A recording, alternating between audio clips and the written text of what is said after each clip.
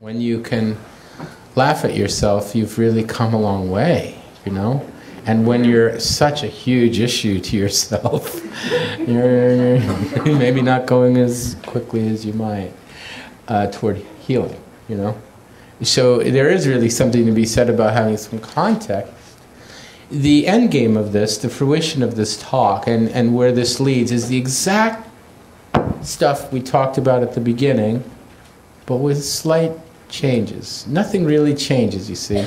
It just, a little 10% shift, as the Sakyong likes to say. A little shift in our perspective that allows us to see the humor in the situation, to allow us to see the clown in ourselves, you know, allows us to see how we take ourselves so seriously, and how we're really actually not that different than everyone else, although we're all completely alone. We're connected to humanity, but yet no one will ever understand us. And that perfect person, yeah, will come into our lives and then leave us, and then all of a sudden not be so perfect. Or, you know, all of a sudden it's like, they snore. They suck their teeth. I didn't know that. And all of a sudden, you know, all the things that we think will complete us or make us better will kind of always let us down. It's really ourselves that we really come to be part of, and ourselves that we start to realize are the best friend. I mean, we're the ones we need. So instead of beating ourselves up, we could actually begin to embrace ourselves and love ourselves. So the body, instead of being imprisoned in imprisonment, can be firm, but firm in a way that's helpful. Discipline, instead of being admonishment, can have a little shift and just be encouragement. Encouragement. You see what I mean? It's a small shift between you jerk and drink more water, brush your teeth. So in depression in particular, I think it's important to have the discipline there in place. It's really important. If you feel depression coming on, make sure you shower every day. Really do. Clean your room. Force yourself to clean your room. It will make a difference. It will make you feel as though you're caring for yourself. And don't try to get rid of the depression. So the other side of it, the side that normally would indulge ourselves and write the bad poetry or, you know, spend hours on the phone to people that don't really want to be hearing it, you know, that side could be open to ourselves. You see what I mean? So it's that same bipolar thing, only they become more like guide stones on our path of navigating our inner heart.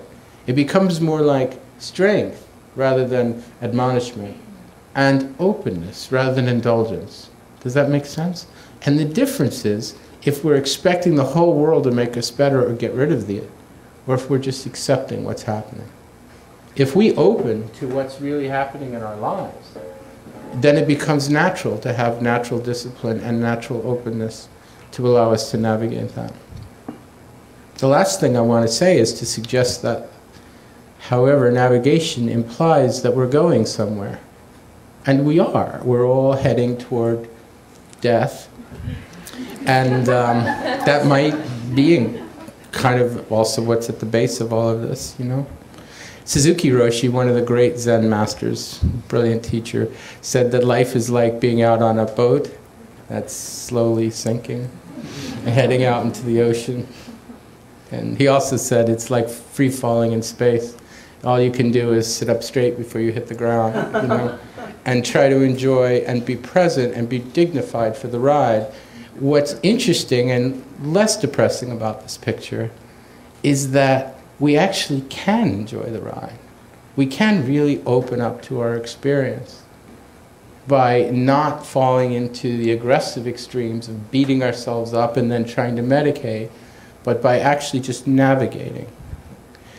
What I recommend for navigation, and I do coaching and then talk about this in coaching, and this also has, I think, some great business applications that we're working with and stuff like that.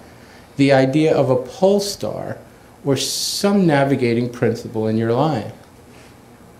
If your navigating principle is you, ha! Good luck. I said there is only you in your life, yeah, but if it's only you eating you, figuring you out, it's a small, small world. And there are a lot of people doing advanced meditative practices and they're just doing it to feel better. And that's kind of a small view.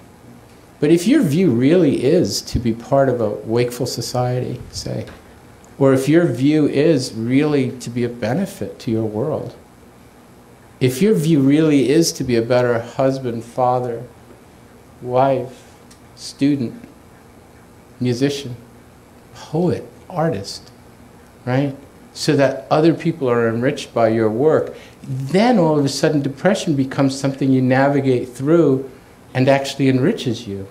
Makes you a better writer, makes you a better poet. I can't imagine what a good jazz player would be without a little bit of sadness and broken heart.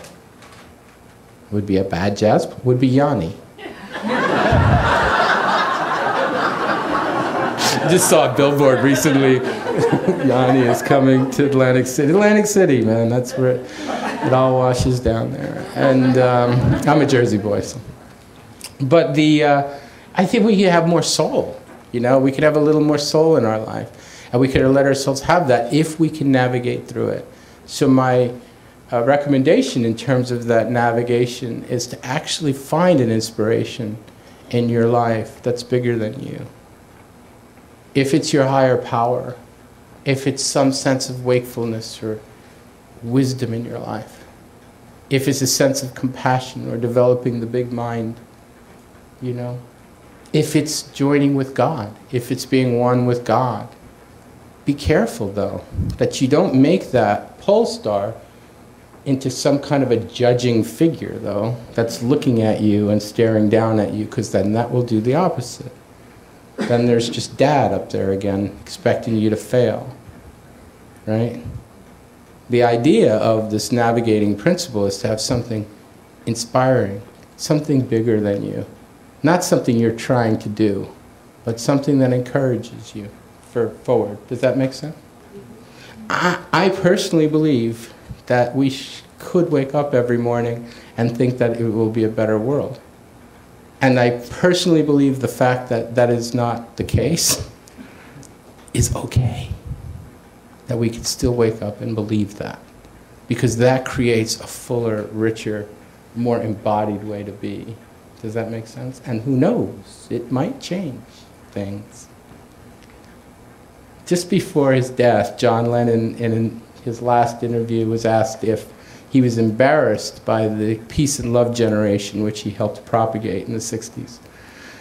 Truth be told, if you really listen to some of the lyrics, like "All You Need Is Love," they're pretty sarcastic, actually, and kind of dark, and he always saw both sides of it. But he had a wonderful answer. He said, "No, I'm not embarrassed about it." He said, if you smile and you smile from the heart, that smile exists even if somebody comes and punches you in the mouth. You still smiled. And you still had that openness. And really, nobody needs to know. You could wake up in the morning and smile to yourself. And you know, you could be in the middle of depression and smile. And just look at it and see the humor in it. And hold it. Does that make sense? No? Probably doesn't. But it's sort of an outrageous idea, you know, the audacity, if you will, of hope